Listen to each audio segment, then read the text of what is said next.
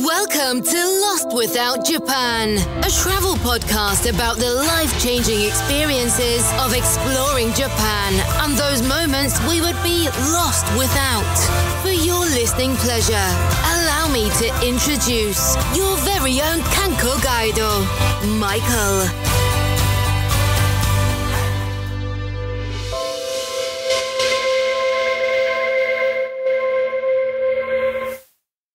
Welcome to a special Lost Without Moments bonus interview episode, with our bi-weekly podcast being focused on Japan, your first visit, your next adventure, or just making Japan all around a better adventure for you. I have a special interview with a friend of mine who's also a huge fan of Japan and has visited a number of times himself.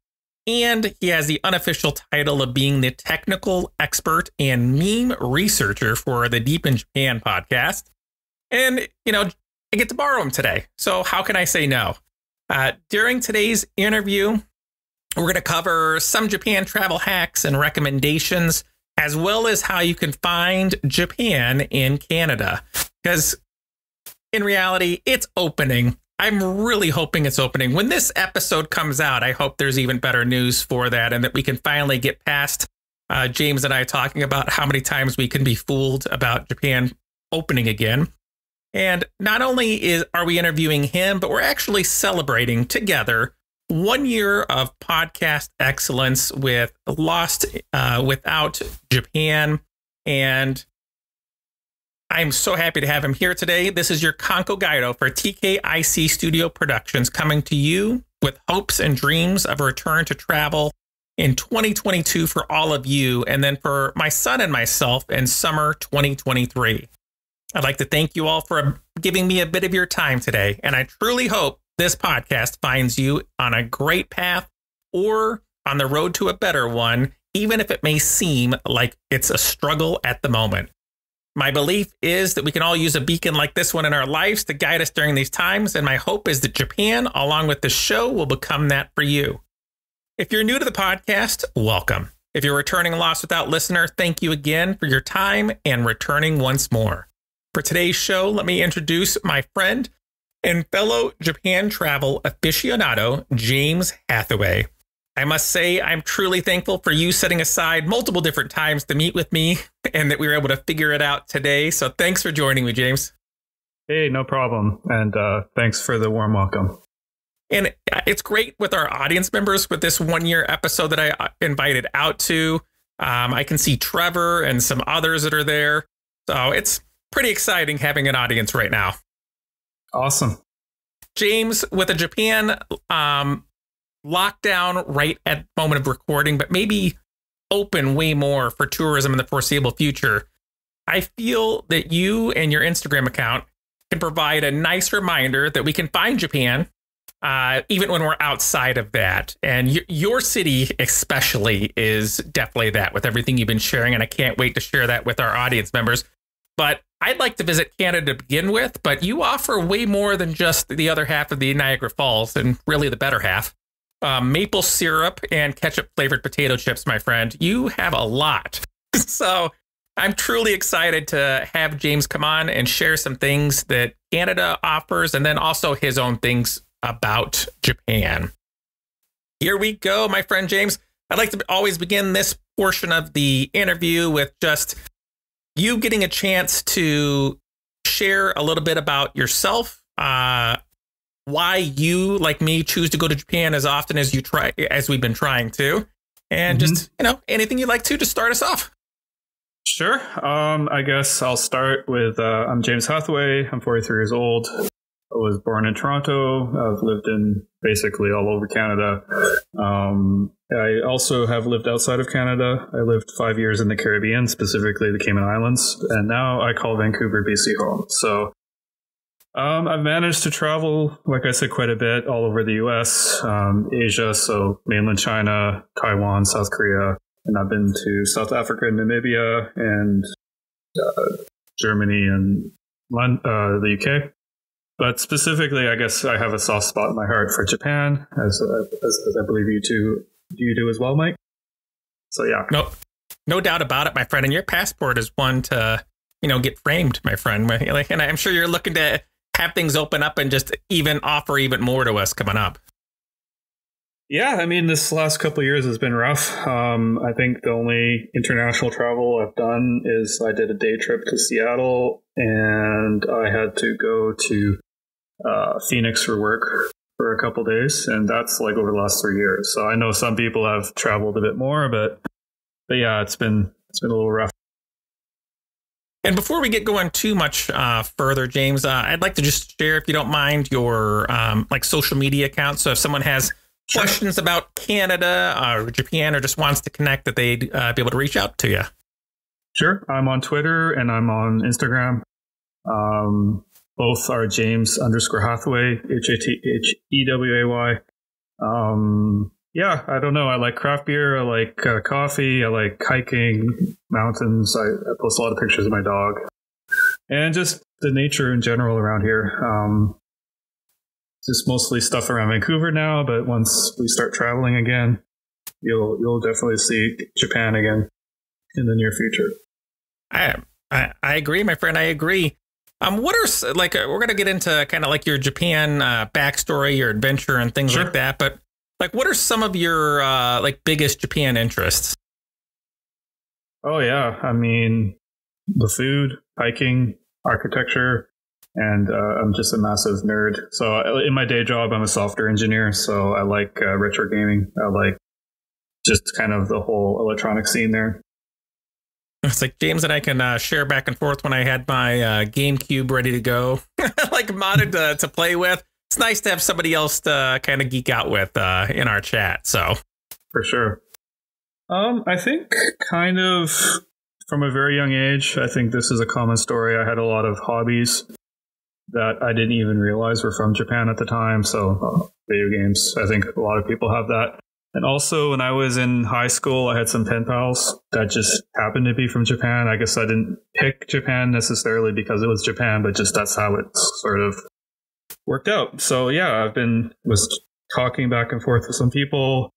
And then kind of the years rolled on and I still have contact with some of them. Except instead of, physical mail, we use Line now, but it's the same idea.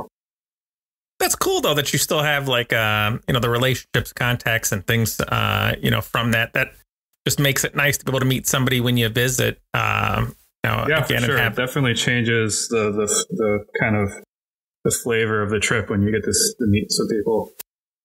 Awesome. What I know, with me, and probably we share a lot of things in common with this, but what is it that Japan has or did to you feel that when you visited made it something to where, like me, we could go back probably on a pretty much yearly basis? Honestly, it's a joy to visit.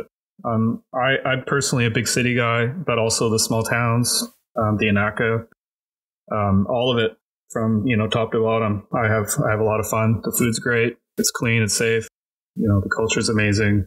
I already said food, but the food is great. Nature is awesome. I love the mountains. Yeah, it's super awesome. And the food is worth saying twice, James. It really is. It definitely is.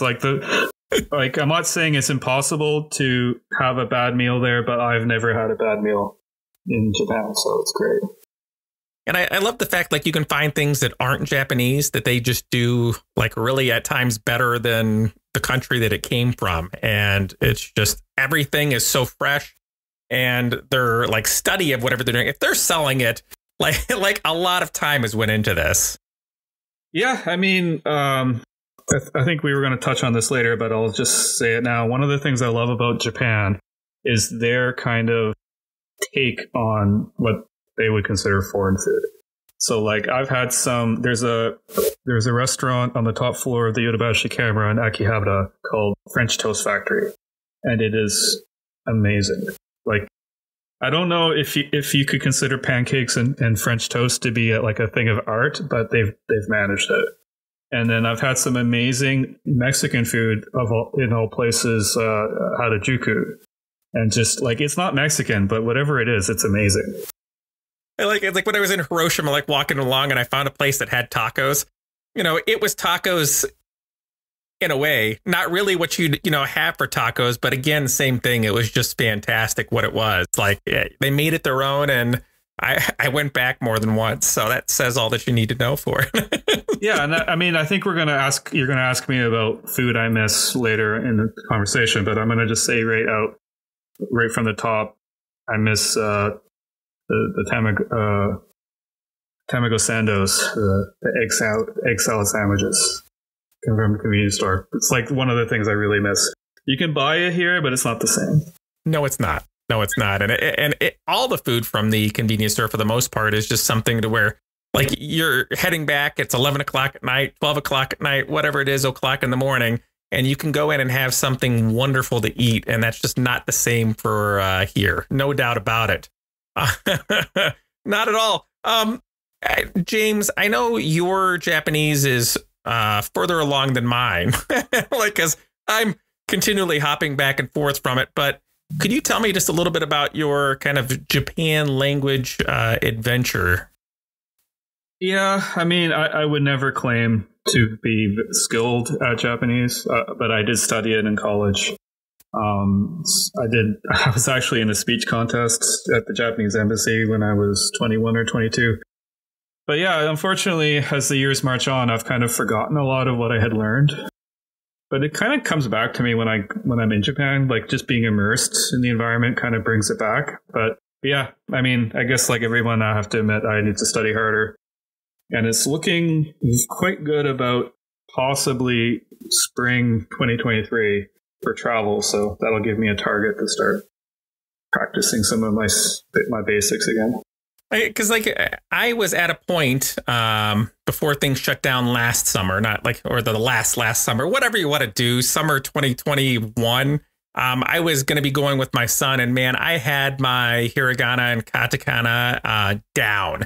And I was beginning to get like some kanji and things, and I could look at menus online and I could sound things out, like try to figure it out. And I'm like, this is fantastic.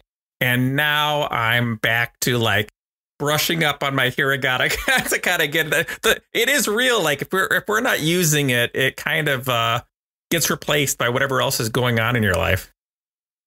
The list of kanji as they want you, as most programs want you to learn, it's not necessarily the order of things that you should be learning for travel.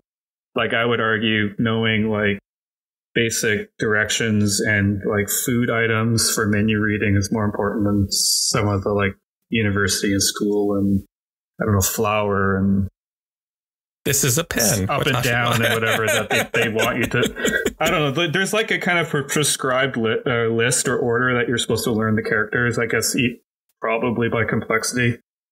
But I would argue that you should probably be learning some kind of practical stuff for like a traveler. I agree with you, my friend. And especially like with us and probably the people listening to the show, it's like, well, they're looking to travel. It's not like necessarily a business thing or, other ones. It's definitely to get the most out of your travel. And I agree with that. My show has probably heard me talk about my favorite memories, some of them multiple times. But I love kind of like what I see, you've talked about in the past and what I have down here. Could you just go ahead and share some of your favorite travel memories from your time in Japan? Sure. So I have a few. One of them, everyone's going to realize that I'm just a massive nerd for telling the story. But I play Magic the Gathering. So one of the things about Magic the Gathering is there was a set called War of the Spark. And that set had special art cards that were only available in Japan. And I'm just going to dig up this guy's name. So the artist was Yoshitaka Amano. So he did the art for an alternate art card for this card called Liliana. It was like just making noises there. Doggos are allowed. But yeah, so anyway, there's a card called Liliana Dread Horde General that there's a special version of it only available in Japan. So that's like part one. And then more important, so that was it. So I was trying to go around to various Magic stores in Japan. This was during what they call pre-release. So I apologize in advance. I'm getting into the weeds here, but basically the week before the set comes out, they do a pre-release. So you're supposed to be able to buy these pre-release kits and play. But of course, I was there on vacation and I didn't realize that this was a thing, blah, blah, blah. So I was going around, and because everyone else knew that this special set of art cards were going to be in these packs, everyone was sold out. Like, sold out even before release. You could not buy boxes. So I was like, oh, that's a kind of a bummer. But I went to this store called Tokyo MTG, and they're like, oh, you know, we can't sell you boxes, but we can sell you, and there's no space for you, so you can't even play the pre-release, but we'll sell you 2 pre-release boxes. So each pre-release box has 6 packs and like a special promo card. And so not only did I pull the Liliana Japanese alternate art card, but I pulled the promo version of it with the date on it. And that card was like, they were trying to buy them off people for 100,000 yen, which is like $1,000. And I'm like, ooh, it's like hit the lottery, like nerd lottery. So that was cool. I was pretty chuffed when that happened.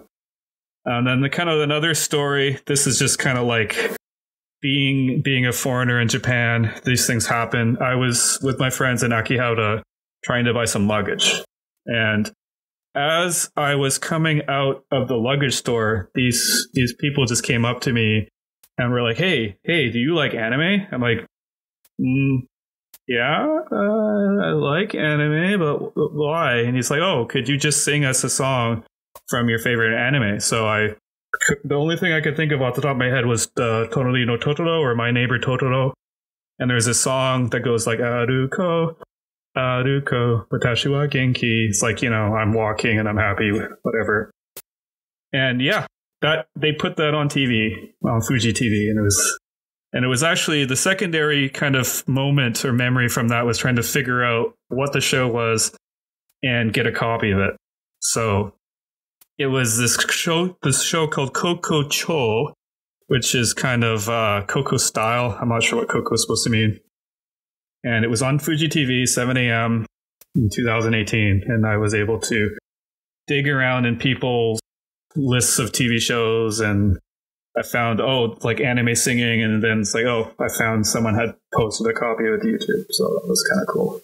That's even better. I need to add, actor to your list of accolades as well, my friend. I'm glad they were aggressive in their editing, because when I went away from that encounter, I was thinking like, wow, I kind of seemed like kind of a fool. but yeah, no, it was fun. And I can send you a copy after if you want to see it. It's been pulled off YouTube, but I would love it, my friend. Sure, I'd love it. I will. I have no shame. I'll send it to you. No problem. I'm also part of that Magic the Gathering, pre-release things. Nothing as cool as you for your cards, but mine's the Warhammer store that I hit in Tokyo when I was there last. So you're in good company, my friend. So we can pull. Go ahead. Sorry, I just wanted to throw in one more thing. The thing I find interesting is that there's a store for any subcommunity in Japan. What I mean by that is the first couple times I went, I was more into retro gaming. And somehow I went around Akihabara and missed all of the Magic the Gathering stores. They were, I don't want to say hidden, but if you don't know what to look for, you just kind of like walk by them. It's like, oh, yeah, Maid Cafe. Oh, blah, blah, blah, blah, blah. One of those stores is literally like, it's called oh my God, I have to look at what it's pronounced. It's like Hada Yuya, but in katakana. Anyway, it's literally 5 floors, and it's like Pokemon, Magic the Gathering, and other TCG games. And somehow I just no idea it was there. It's amazing how they get hidden. No, and it's easy to get lost, or only look at what's on the ground floor and not pay attention to what's above, and you really can miss out. The store's called Hallelujah. If you're ever in Tokyo, Hallelujah or Tokyo MTG are the places you want to go to check out Magic the Gathering. Those are kind of the bigger stores, yeah. You've shared some of yours, things that you have, but what are some of your go-to places to visit that would be outside of that Osaka, Tokyo, Kyoto, main things that if like someone was coming for the first time and they have just a couple of days to visit, they're going to hit? Sure. I got a whole list. I think this one is fairly well known, but I think Kamakura is a great place to go. It's close to Tokyo. Most people know the Daibutsu, which is probably the largest, at least in Japan, Buddha statue. But also there's, this one may not be as well known. There's hiking, what they call hiking courses that goes all through the city from the Daibutsu to other temples and then to the seaside. It was pretty neat. Another place I like is it's actually near Mount Fuji. It's called Kawaguchiko. So Kawaguchiko has an amazing view of Mount Fuji. You take the Fuji Kyakyu. Hold on, I have to look at the name of this train. It is the Fuji Q train line, and that will take you to Kawaguchiko. And it's part of, I don't remember the name of it, but there's a bunch of lakes, and you can take a cable car up what they call Kachikachi Mountain, and then you have a really awesome view. So then just rolling down my list, Hiroshima. People know the history behind Hiroshima, and there's some great sites and museums to see, but I will throw out there that the Hiroshima style okonomiyaki is the best. I'm sorry, my Kansai brothers, but noodles make the dish. It's just so good. It's so amazing. And also, if you can see a Carps game, you definitely should, because it is so fun. And then just kind of like finishing it off, in Ibaraki, we went to a place called Hitachi Seaside Park, and they just have it's just a big hill, I guess, and they just thousands and thousands and thousands of flowers. When we were there, they were all blue, but I guess it's seasonal depending on when you go. It's just, it's amazing. My wife loved it. So yeah, there we go. That's just a list. I like it. And then I saw, like, for you too, one of my favorite places was the Yokohama Ramen Museum. Oh, sorry. Yes, Yokohama. Great town. Ramen Museum is awesome. Yeah, there's just so many great restaurants down there, and it's not as crazy as Tokyo for how busy it is. And that fact that you can get those like little sample servings of the dish so that you can actually eat a bunch of different things is huge. I didn't see that to start, and I ate like a regular, size bowl, and then someone pointed out there was, with one of my friends pointed out, said, "Hey, you can get samples," and I was like, "Oh yes, I can eat so much more now. It's beautiful." Yeah, that's definitely the pro choice or the pro move. You want to be getting the sample dishes, because otherwise after 2 you're done. And then I know I had said steered you away from Tokyo, Osaka, and Kyoto, but it's not fair to not let you share some favorite places within those cities, because they are wonderful. What would you like to share among that, my friend? I'm going to drop a few. Takada Nobaba is a great neighborhood that most people don't get a chance to hit up. That is the area where Astro Boy, or Tetsuya no Atom, as it's known in Japanese, the mangaka or the original artist of the manga of Astro Boy, was, I guess, from there. And as soon as you come out of the station, there's a huge mural that is just like dedicated to him, his art. So I think it's pretty cool. And also it's just that the area has a lot of awesome pubs, and it's kind of off the beaten path a little bit. I know it's on the Yamanote line, so it's not really off the beaten path, but I think most tourists don't go there. So it's kind of fun. Another area I liked was Ikebukuro. I think, if anything, people might be going there because the Pokemon Center is there at Sunshine City, but there's some really cool restaurants and pubs there. I like a place called Two Fingers. I'm kind of like into craft beer, so I like that place. And then kind of the final one I want to throw out there, if you are into retro arcade games at all, especially like shmups from the 90s or even 80s, so I'm talking like Konami games, R-Type, Darius, Gradius, Cave, Treasure Shooters, Bullet Hell, all this stuff. Tato Hei in Akihabara, amazing. It's different than almost every other game center that you might be used to, with UFO. Well, actually, they might have UFO catchers on the bottom, but whatever. Most game centers are set up in a very formulaic way, and Tato Hei is a little different because they have a floor dedicated to old retro arcade games. And I spent easily 4 hours, 5 hours there. Just my wife's like, "Hey, are you done?" I'm like, "No." So I don't know. Like I'm a certain type of nerd, and that's just the stuff I like. And you are correct, though, in that Japan has something for everybody. It really does. And it's just every time I go, I find something new. Like the last time I went, it was not that I hadn't had pork cutlets and curry and all like the katsudon before. But man, I went out of my way to discover anything that wasn't a chain last time.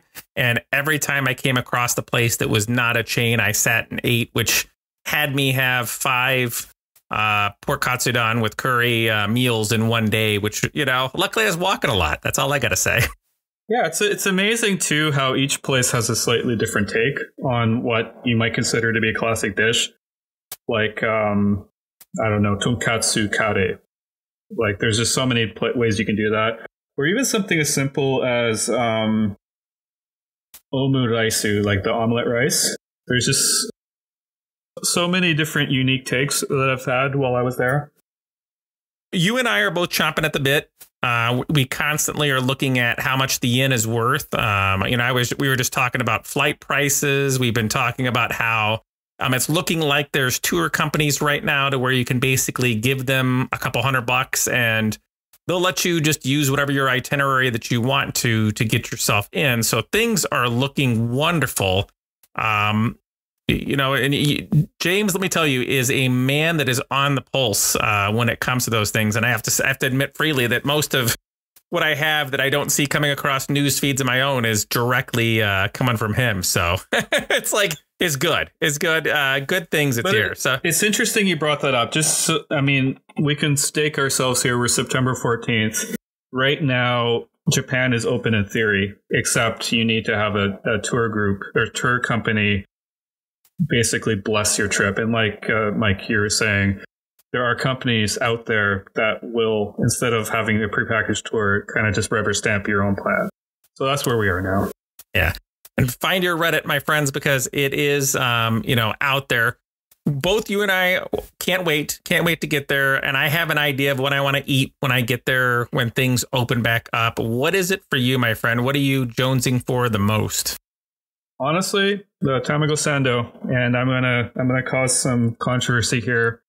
The obvious choice is from Family Mart, so that's what I'm chomping at the bit for. Otherwise, Hiroshima style okonomiyaki. For whatever reason, I cannot get it here in Canada. Like, there's a few places that will do okonomiyaki, but it is Osaka style, so it's just not quite the same.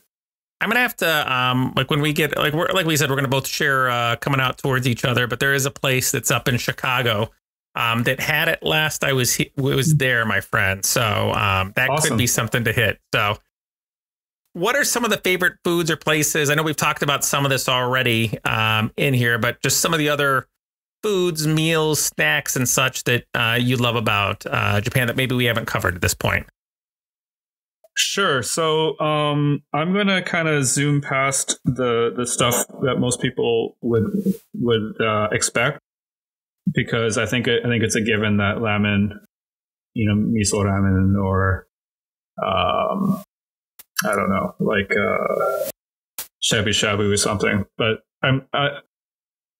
one thing I kind of miss is just crepes in Harajuku. It's just like on the go. Wrapped up. I think I mentioned foreign food interpretations like French Toast Factory, the Mexican place I went to in Harajuku. And also I don't know if it's still there or not, but in Shimo Kitazawa, there was a place that actually made Canadian style poutines. So that's French fries with gravy and cheese. And I thought that was wild because I don't want to hurt their feelings, but it really wasn't a poutine, but it was something different and special because they put, so karaage on fries. So if you can imagine that, gravy and cheese and karaage, Japanese poutine. I'll throw out one last one. So there's a mountain near Tokyo called Takao. It's a really nice place to go hiking. And I went to a place called Gonsuke. So Gonsuke near Takao-san, which is near Tokyo. And it was just the most kind of magical experience I'd had that trip, basically. So a friend of mine, one of my like longtime friends, booked it for me, for us, like we all went. And it was a really intimate setting, and you had your own little private room, and it was grilled seafood. So like they have charcoal, and you have like a metal grill, and they just bring you out seafood and veggies, and yeah, you just kind of fry it in front of you on these coals, and it was just so tasty. And sake and beer, and what a magical experience. And then my wife is vegetarian, so as usual, I don't know if we want to get into this later on, but as usual, they didn't quite know what to do with her at first. Then it's like, oh, we'll just give you these 3 giant bowls of like, lettuce and tofu and bamboo shoots and mushrooms. And Sherry's like, my wife is like, oh, I don't know if I can eat all that. It's like, here, there's more vegetables. Eat this. So anyway, yes, Gonsuke. It's really good. I don't know if you have show notes, but I can try to get you the link to the location so that people can check it out. For sure. I'd love to include it with that. And cool. I know I was looking through your favorite activities in Japan and see that we share in some for sure, because one of the things I enjoy doing the most is that kind of spontaneous exploration. So why don't you share some of yours? Sure. So you touched on that first, so I'll say spontaneous exploration. The reason I like it is like basically Japan is completely safe. Like I know it's like with an asterisk, but like I mean, we've both been to Chicago. We know what safe and not safe can be. So I would argue that it's totally safe. I've been to some rough parts of Osaka, and rough and rough, there's 2 different things. So yeah, I feel completely safe. Get off any station, random station, just walk around. You see so much cool stuff. Looking down little side streets, especially in Tokyo, but not only in Tokyo, but just there's so much stuff hidden everywhere. Places that you would like from North America would consider to have a restaurant or stores, whatever. Yes, they will have it tucked away in little hidden spots. So it's so fun just to walk around. Otherwise, I love hiking, and I love just digging around for stuff I'm missing. Like I collect retro games. I think I mentioned that already. So I'm always trying to seek out stuff. Just to throw it out there, the secret is there's some bigger stores that everyone knows about, especially in Akihabara. Those ones tend to have more stuff and be more expensive. So you also want to try to hunt around in other neighborhoods. With the hiking things, I have an interview that I'm going to be coming up with because I had a author that I'm going to be looking to interview in October that's done a lot of hiking herself. And that's something that I need to add to my list. That and like a nice bike ride, just get out of whatever I can get out of. Because really, that's some of my happiest and most memorable times have just been those experiences itself. So, you're selling me on it, my friend. Yeah, so there's just so much hiking you can do. I have, I can give you some links. There's books about doing like multi-day hikes and day hikes, and not just around Tokyo, like in all over Japan. So there's a lot of things you could do. I like it. And then you have a list that I know of places that we're looking to visit when things open back up that, you haven't visited yet. I'm on that, and I share all of those that you have listed right now as places that I want to go to. So what are you looking to hit back up when things open up? Well, first of all, Hokkaido. I have never been to Hokkaido. I've heard a lot of really cool things about it. The food scene's supposed to be amazing, and nature is awesome. And if I go in the winter, I like to go snowboarding. Between Nagano and Hokkaido, that's kind of where the best resorts are, as far as I'm aware. So yeah, there's that. And then Fukuoka, I've heard good things about. I've never been that far west. And I have been to Nagano, but I've never left Nagano City or wherever the Shinkansen stops at. So I'd like to explore Nagano more. There's a lot of stuff to see there, and I've basically not seen any of it. And James, you're selling things for me a little bit too, because Gifu, the city of Gifu, that is one of the things that's going to be coming up for a talk for the show. Awesome. As it is with all these interviews and stuff right now, it's going to be pushed back a bit. But I love, there's so much around there that you just don't even realize. Japan offers so much. With those places that you're going, are there any activities that you're looking to do in Japan that you have not gotten a chance to yet? Sure. I mean, I got a laundry list. I have never hiked Mount Fuji. That one is a little bit of planning exercise, and you're at the mercy of the weather, but I would love to do it someday, even though people always say it's Mount Fuji is kind of prettier to see from the distance than to actually hike it. But anyway, it's on my list. I'd like to maybe go snowboarding. I think I mentioned that already in Japan. If you want to talk long-term goal, there's a Shikoku Island has an 88 temple hike. It's like a big kind of milestone thing, kind of like hiking the Appalachian Trail in the US. It's quite far. It's 1,200 kilometers. Most people do it over 6 weeks. Some people will actually just drive it or bus it instead of doing the hike. But I think the hike would be cool if I can actually take that much time off work or take a sabbatical or something. But anyway, I guess finally, I'd love to try to play Magic the Gathering in Japanese in Japan. I think that would be awesome. So that's kind of a goal. Learn enough of the terms. Actually, the terms are not that complicated. I think it's achievable. So, we're going to have our own self-publicized tourney as well. You know, just all of us meet up together, you, I, Jeff, and stuff, and have our own little Magic the Gathering tournament as well. So it'll be good times had by all. Yeah, the first annual Tateshina Invitational. That's it. Could have t-shirts made. T-shirts, my friend. That's where it all comes in. Yeah, for sure. I wanted to ask, like, you have a lot of knowledge about Japan. What is a kind of travel hack that you would offer someone for Japan at the moment? Sure. So I got a couple things. I think the number one absolute most important travel hack I have for you is if you're thinking of going to Japan, now's the time to buy yen. So, I mean, really, $1 is 144. When I was last in Japan, I think I paid 107. That is a huge difference. The prices of stuff will seem really cheap. And I'm a little afraid when everything opens up and people start traveling, probably, I don't know if it's going to go back to 105, 108, but it might go back to 120.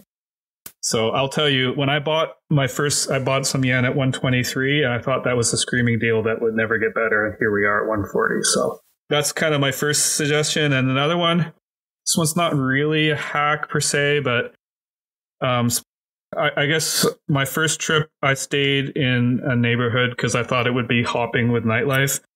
Akihabara, and it turns out that nerds go to bed. Yes, yes, we do. Just nothing was open. So I would come back from hiking at 9:30, 10 p.m. and the only thing open was the curry and ramen shops. And it's like, but if you stay in a place like Shinjuku or Ikebukuro or Shibuya, then you got restaurants open basically 24 hours. You can have meat on sticks, you can have noodles, udon, whatever. So I think I already mentioned it. If you're into like collecting retro stuff or figurines or any of this kind of nerdy stuff, finding shops that are off the beaten path will get you less supply but cheaper prices because everybody knows to go to Akihabara, everybody knows about Super Potato, blah, blah, blah, blah. And also I would mention there are stores they call recycle shops in Japan. Book Off, Hard Off, these are great places for finding nerdy stuff like DVDs, CDs, used video games. And they do have a lot of retro stuff, like if you're wanting like a Super Famicom or like a GameCube or a Nintendo 64 or games or controllers or stuff like that, they usually have a pretty good selection. And you can find some things that look like they've never been touched before, and that's like so much fun as it's as well. It's kind of there's kind of two sides to it. There's two possibilities: either it's never been touched and it's never been abused, or the thing was in a hot box with like 10 people smoking, and the thing's yellow and it smells like death. It's one or the other. It's like there's nothing in between. That's so true, so true. So at this point, James, and we can add some more later on, but one of the reasons I wanted to bring you on was to talk about Canada because you post a whole bunch of things that make me super jealous on a regular basis for like things that you have access to. I thought I had a good amount of things. You're putting me to shame. So I'd like to kind of transition over into what seems to be a never ending amount of restaurants that Canada offers. What are some of your favorites? Sure. So when you say Canada, I think you really mean the Greater Vancouver area. So I'm going to touch on that in a bit. Yeah. So, I was going to try to flip it a bit, maybe explain why first, and then get into the list. Yeah. So what's interesting about the Greater Vancouver area, and we kind of punched above our weight, is because of the demographics. So in all of the Greater Vancouver area, 51% of people are from either Southeast or East Asia. So that's Chinese, Japanese, Korean, Indian, etc. And in Burnaby, where I live, 51% was Burnaby, 69% in Richmond, 42% for all of Vancouver. So what that means is very high concentration of Asian restaurants. So Japanese, Korean, Chinese. And the thing that's kind of awesome is it's not just like Japanese or Chinese. It's like, oh, did you want Hainan food? Did you want Hunan food? Did you want Cantonese food? Did you want Shanghai style? Did you want Beijing style? Did you want Xinjiang style? Did you want Sichuan style? So that kind of also, to a lesser degree, is available for other countries like Korean and Japanese. So it's amazing. I will preface that, yes, I've had amazing Japanese food in New York City and, other parts of North America. But I will argue we punch above our weight because New York City has 10 or 15 million people, and we have 3. So yeah. But yeah, sorry, you wanted me to give suggestions, or some highlight.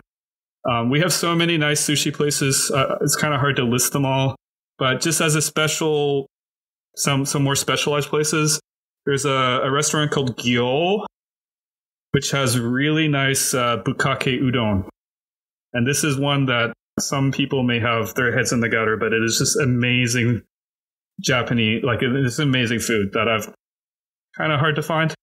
Another place that was really good is called Zekushi. So this is kind of like an izakaya. So it's typical meat on sticks, chicken and beef and whatever, with amazing miso glazes, yuzu glazes, and other stuff like akidashi, mochi, and just all kinds of stuff. And it's kind of nice because the thing that I don't know if it really matters, but they import charcoal from Japan, so they're trying for the whole experience. And I can try to send you some pictures. Well, I don't know if you have a way to put pictures in your show notes, but it is a really nice restaurant. And then there's just the ramen scene here is off the hook. I don't even know if I was aware of the difference between a Fukuoka and Hokkaido styles of ramen, but both are represented here. There's a few Hokkaido style ones around here. I'm trying to think what else. And apparently this one is disputed according to Wikipedia, but apparently the inventor of the California roll has a restaurant here. So it's called Tojo. Covers a bunch of bases, and then like you said, there's a lot of things even outside of that. But James, it's like not being able to get in Japan itself. Like I found places around me that I didn't know even exist, and I would have visited you regardless, even if it's just to geek out over some retro gaming or Magic the Gathering. But having all of this here, I can post some Instagram pictures and make it look like I'm out of the country when I am out of the country, just not the country they think I'm out of. Well, I'll throw in one more. There's a place here called Japa Dog. That's pretty good. And it's a Japanese guy opened a restaurant, and it's literally Japanese style toppings on hot dogs. It's kind of really cool. If you look at the menu, you can see that they have yakiniku and yakisoba on hot dogs, chicken karaage, yakiniku. Anyway, we can put that in the show notes as well. It's an interesting place. I'll be happy to include anything and everything you want, my friend. Sure. Do you have like there's different things that are going on? Are there any festivals or anything like that that's taking place in your area? Yes, there is two. There's a Powell Street Matsuri, and the second one is called the Nikkei Matsuri in Burnaby. So I have not been to either, but I can send information about them. Like anytime you can get anything, I think it's huge. And like I plan on going next summer. I plan on going the following summer if things, are just where they're open to make up for lost time. So like summer 2023, summer 2024. But then I probably will have to take a break because my daughter and I will be planning her trip. And I'm going to have to save to be able to pay for two people to go. So I will have to kind of take a step back, as hard as that will be for me to do. It's going to be worth it to share in that with her, because I mean, like you want those important people in your life to share in those things that mean the most to you. And Japan is like one of those for me. And sure. I think, maybe the trip to Vancouver will have to happen for another time, like a second time, at that point in time, just so I can get that fix of great food and, go on from there, too. Do you ever see with your love of Japan, like making that move to where you're like, you know what, Japan's going to be me full time? Yeah, I mean, I could never say never, but right now I feel like I've got too much roots here in Canada. Like my wife's parents are living in Vancouver. That's part of the reason why we came back from the Caribbean. Yeah, it's hard to say. And I mean, I got a pretty good thing going on as well for my job. I'm doing work for a company in Phoenix. But yeah, I mean, I don't know. Never can say never. But what I would love, if I could angle myself into some kind of work that needed me to be in Japan a few times a year, that's probably more realistic. But you never know. That's like me trying to figure out the whole tour guide thing, my friend, where like every summer, June, July, I could just be there and tour guide around my own sightseeing and have some of that cost, of the trip be offset by, making some back while you're there. That's like, it wouldn't be a bad thing. Yeah, I mean, there are people that do that, go for a season. It's not impossible. For us, as we, hopefully this void that we've been experiencing for Japan to reopen is actually coming to an end. But what are some things that you do to help fill that void besides, chatting with me and, in our Deep in Japan chat? Yeah, I mean, this is not going to sound super enlightening or anything, but I just try to keep on top of the feed, kind of the Gaijin Twitter feed. What's coming. I follow quite a few people that are in Japan and just trying to keep track of, how their life is going. And just I try to keep track of the news as well. So just serious and funny, like both. Just trying to keep a feel of what's going on. I wanted to give you have so much to offer, my friend. I feel like we could talk for multiple hours just about all the different parts of Japan or things that you're, knowledgeable about. But we talked for what was it with Jeff, 2.5 hours, and we really didn't talk about much. It's like, so, I do sure. feel. I mean, it happens. Yeah. There's just a lot to talk about. It's just, as long as you have a topic, we can just go on for hours. If you want to talk about, whiskey tasting near Kyoto, you want to talk about craft beer in Tokyo, you want to talk about searching for nerd stuff. Yeah. Or just hiking in the woods. Have you back on, my friend, because lots of those are things I think people would like to be able to hear about. And I said, but I don't want to take up too much of the night. Like I said, I appreciate you coming on to celebrate the year. I appreciate the audience that has come to listen in today. And I just wanted, before we start going to set up, probably talks of having you back on again for different things. But what are some of your favorite movies, books, anime or such that you might want to recommend to each other, or recommend to? You do recommend to me, but recommend to others. Sure. The one thing I'm going to recommend is this is a really old manga and anime that's having a remake. So Urusei Yatsuda. It is Rumiko Takahashi's first manga, if I remember right. It's got a lot of history. I'm sure most people are aware of at least the characters Lum and Ataru and, the whole ogre, and she can and he's always womanizing, and she shocks him, and the kind of all of that story behind it. So yeah, I think it's November that there's going to be a new Yatsura show. We might need to do a viewing party at that time, my friend, just as that drops. Yeah, we should. I think you can do that on Discord, right? Yes. I like it. October 2022. So it's coming soon. I like it. That is my recommendation. October. Watch the new Yatsura.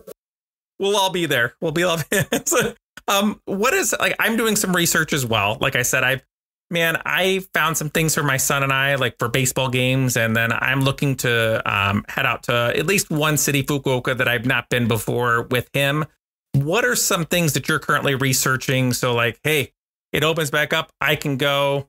Where's that research taking you, my friend? Right now, snowboarding locations, resorts, places to stay near them, if I need to rent a car or not, things like that, and also like just hiking locations.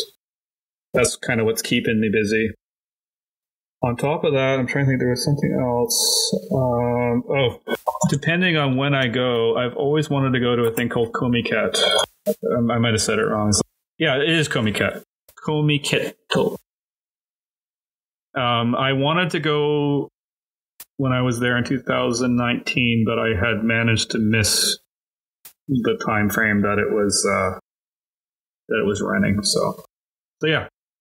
It's really busy. It's I've heard getting in can be challenging. But yeah, that's kind of would be cool, I think, to go once. What are some of your favorite either podcasts, YouTube shows, just anything that you kind of do to absorb Japan? Sure, I got a few. For podcasts, I think you alluded to it already, but Deep in Japan is ran by a gentleman named Jeff Kruger who lives in Nagano. It's a great podcast. He has kind of two flavors of podcasts. One is he'll do like serious interviews where he'll find people and, interview them about some aspect of Japanese culture, or he has a kind of a happy hour. I can't remember what he calls it now, like after dark or something, where he's just is a little bit more informal about life in Japan. A couple more. There's a podcast called Disrupting Japan by Tim Romero. This is kind of more businessy. He's talking about startup life in Japan, so that's kind of cool. And there's another one called Voices in Japan. Don't know their surnames, but it's Ben and Burke, and this is kind of more general life in Japan. It's quite interesting. So these guys live in Hokkaido, so it's kind of neat to hear how life is going in Sapporo. And then on the YouTube front, I'll recommend one. It's called Critical Eats Japan. They're just going around eating at different fast food places. He did a whole bunch of like sit down burger places, like ranking them.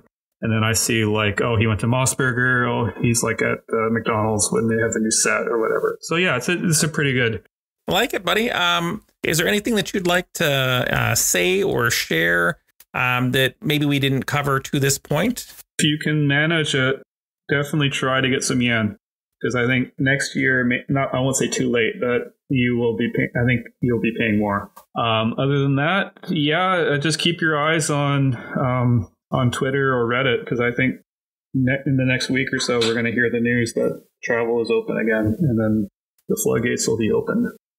Can't wait. I really can't, my friend. And I think you're 100% correct. You get around springtime of next year, and that yen is going to be a different direction than it is right now. So totally worth it.